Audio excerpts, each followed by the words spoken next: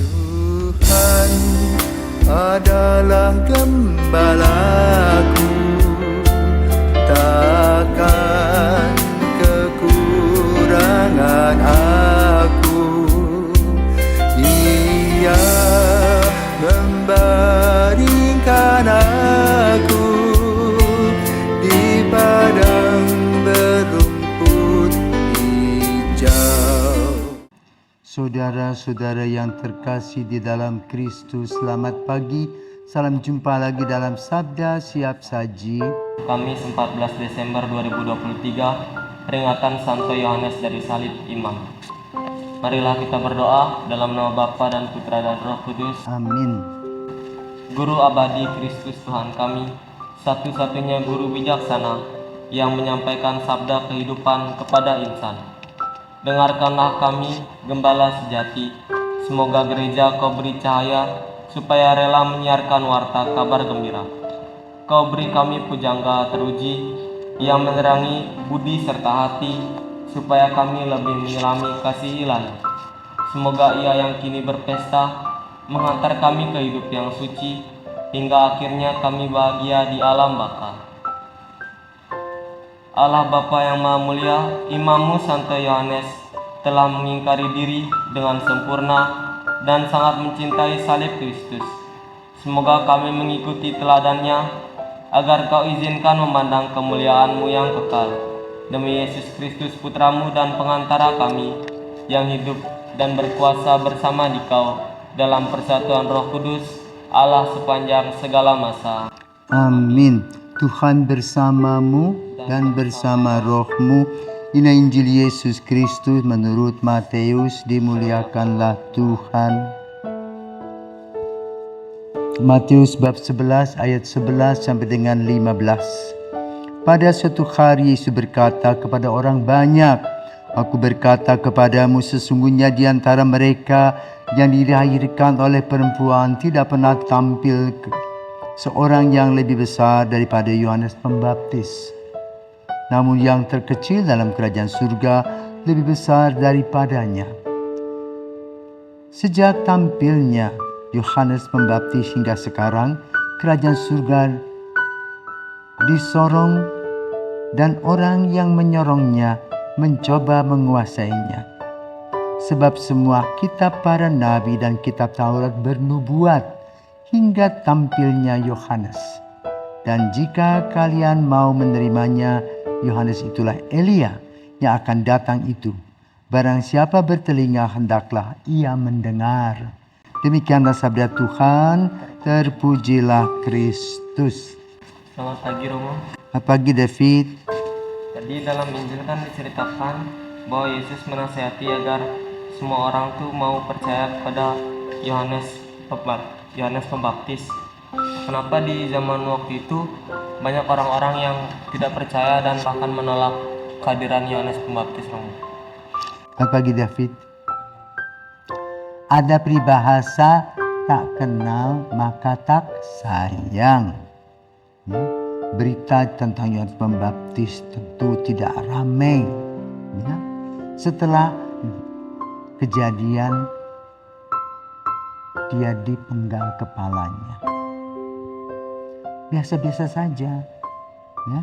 Kenapa Yohanes tinggal sebagai kelompok Anawim, kelompok kecil yang merasa tertindas, baik secara moral maupun juga secara fisis, yang berharap kepada Tuhan dan keselamatan.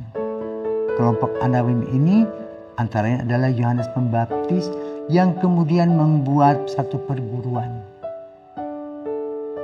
Antara lain muridnya Andreas. Mereka hidup yang diketahui pada saat sekarang itu di daerah Qumran.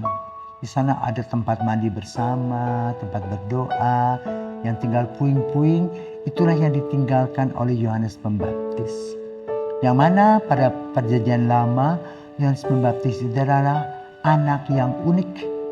Sang ibu sudah usia senja, sudah tua, baru melahirkan dia. Sang ayah ketika tidak percaya diberitakan oleh malaikat Gabriel bahwa istrinya Elizabeth mengandung dan dia bisu selama 9 bulan. Dan dia baru terbuka mulutnya setelah dia menulis nama anaknya Yohanes yang berasal dari Allah, hadiah dari Allah. Maka Yohanes Pembaptis boleh dikatakan hanya orang dikenal di sekampung itu saja. Ya. Tetapi peranannya amat besar. Ya. Peranannya amat besar bagi persiapan jalan bagi Yesus. Dialah yang memperkenalkan Yesus kepada Andreas dan teman-teman dengan mengatakan inilah anak domba Allah. Dan dalam peristiwa Yohanes Pembaptis bersama dengan Yesus, Yohanes Pembaptis adalah orang yang membaptis untuk pertobatan. Tetapi dia juga kemudian membaptis Yesus bukan untuk pertobatan, untuk pencerahan, untuk penguatan. Maka sejak Yesus dibaptis oleh Yohanes Pembaptis, maka permandian itu menjadi sakramen, di mana dalam sakramen permandian itu tanda dan sarana kehadiran Allah. Nah, Yohanes Pembaptis sebagai orang yang polos, terus terang, dia juga menegur Herodes dan Herodias yang berselingkuh dengan akibat dipenjarakan karena kekuasaan yang disalahgunakan. Lalu Herodias juga mendapatkan hadiah dari Herodes ketika anaknya menari dan menyukakan hati Herodes. Dan kemudian dia mengatakan kepada anaknya itu, ya silahkan apa yang kamu mau aku beri. Maka sang ibu membisikkan, minta kepala Yohanes Pembaptis. Walaupun dengan berat hati, akhirnya Herodes memberikan kepala Yohanes Pembaptis di tanah, di nampan. Dan sejak itulah orang mengenang Yohanes Pembaptis. Nah, hari ini kita juga memperingati Santo Yohanes dari Salib yang lahir di Spanyol diperkirakan pada tahun 1542 dan meninggal dalam usia 49 tahun. Beliau atau Santo Yohanes dari Cruce ini bersahabat dengan Santa Teresia dari Avila yang saat itu sedang membenahi hidup Ordo Karmel berkasut. Ordo Karmel seperti awalnya. Rupanya cara hidupnya tidak sesuai dengan Yohanes. Maka Yohanes yang pandai itu, seorang mistikus, pernah dipenjarakan selama 9 bulan. Tetapi dia tidak berpikir negatif, melainkan berpikir positif. Maka dia terus menulis buku-buku tentang kehidupan menyendiri di dalam Tuhan. Dia menuliskan bagaimana kehadiran Allah di dalam keheningan yang merupakan hadiah yang terindah dalam hidup. Di mana dalam keheningan itu bisa mengadakan relasi secara pribadi dengan yang ilahi. Sehingga boleh dikatakan sering dia mengalami levitasi, itu terbang ya, dalam doa-doanya. Juga bersama dengan Santa Teresia Avila. Jadi boleh dikatakan pada abad ke-16 itu dua orang kudus ini heboh.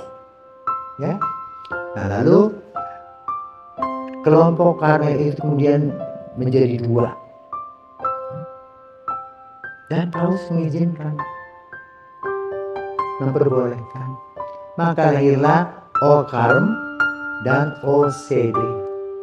Ordo Karmel tanpa kasut. Ya, yang mempunyai dua jenderal, walaupun spiritualnya memang mirip satu sama lain. Ya.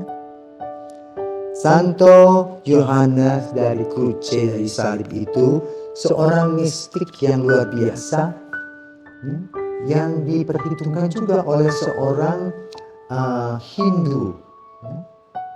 Seorang pakar Hindu, seorang pemimpin agama Hindu. Karena apa?